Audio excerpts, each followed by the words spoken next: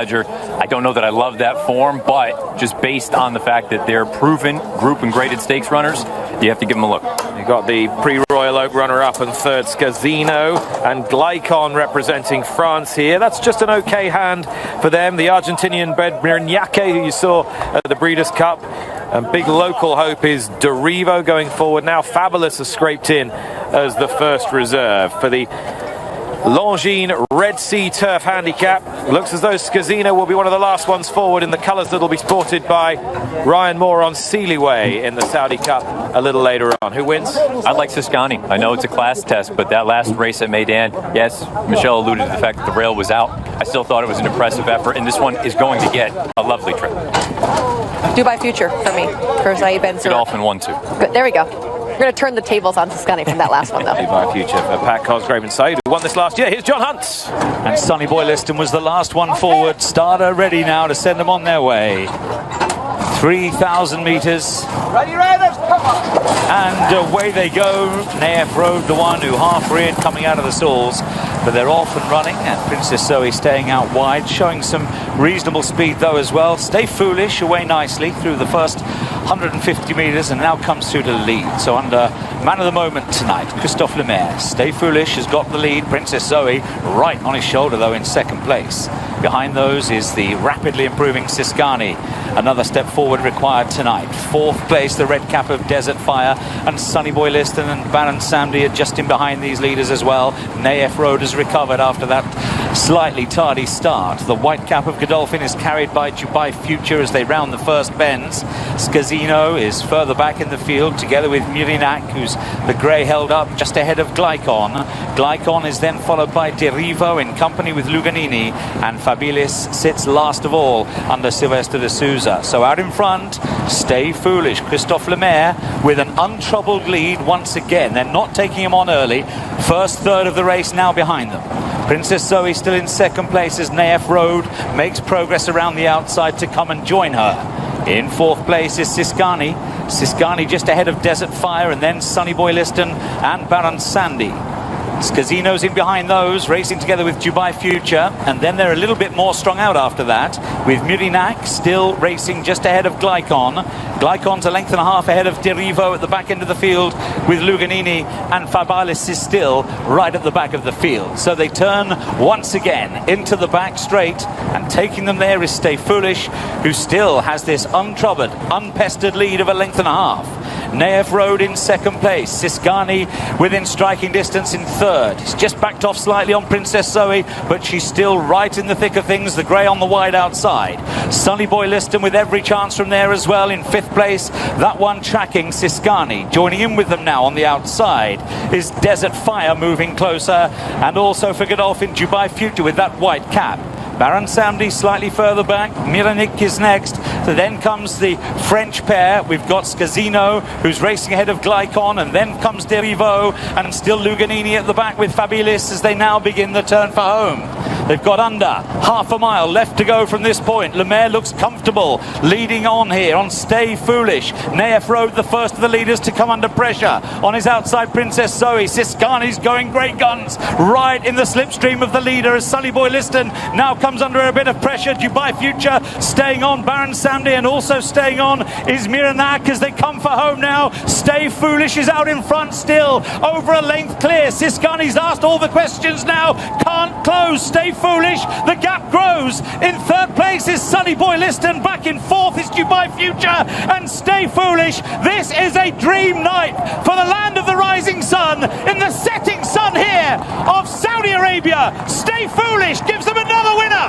Japan on fire, and it's Christophe Lemaire again. He made all. Sonny Boy Liston, and in behind those, Baron Samdi, Siscani not far behind them, and they were followed by the weakening Miriñaque. But it's all about Japan.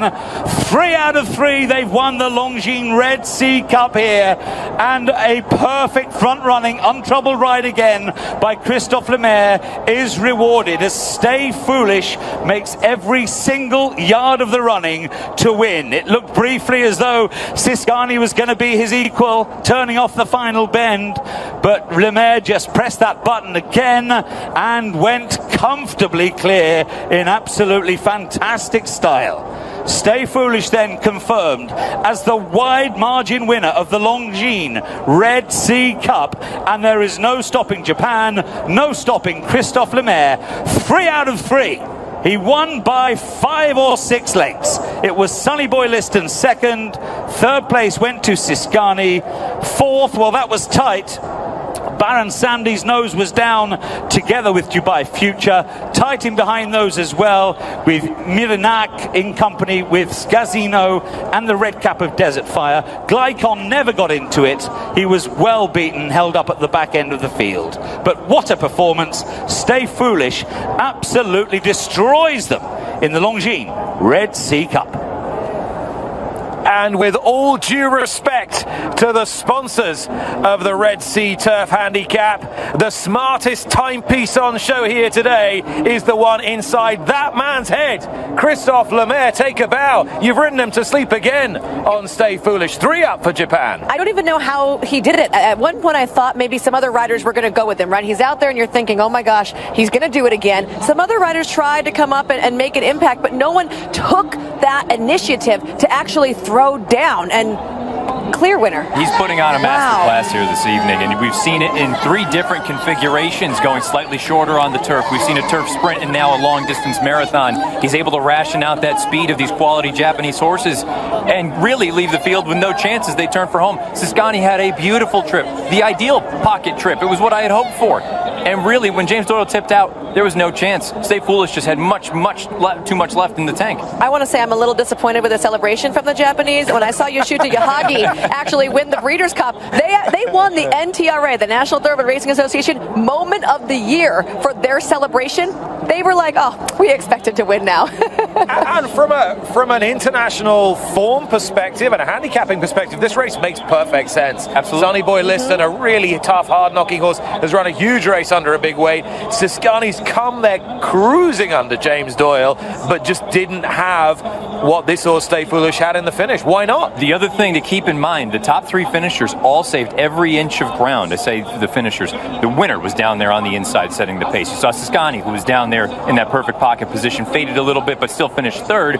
And Sonny Boy Liston was tucked in just behind Siskani as they rounded the far turn and eventually was able to grind away and get 2nd. So speed and inside has really been an advantageous position to be on the grass this season. Can I say the horse I feel the worst for is Naif Road. Missed the break completely, wasn't standing still at all, jumped out of there. At one point ran right up alongside. He was the one that was pressing the pace here and really tried to fight on around the turn before fading, but did so much stuff.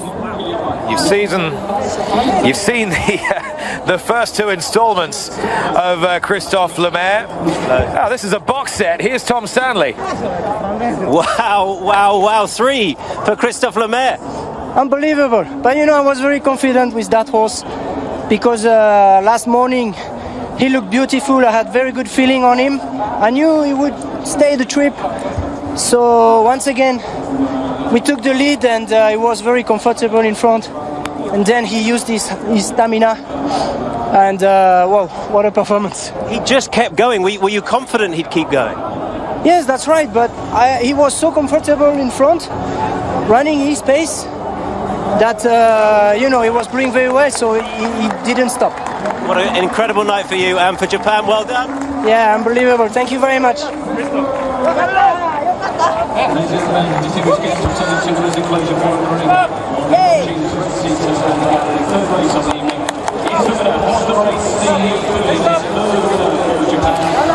Stay Foolish completes the hat-trick, a glorious hat-trick for 42-year-old Christophe Lemaire. As John Hunt said, as the sun sets here, it is victory for the land of the rising sun again. And we'll be right back with you for more after this.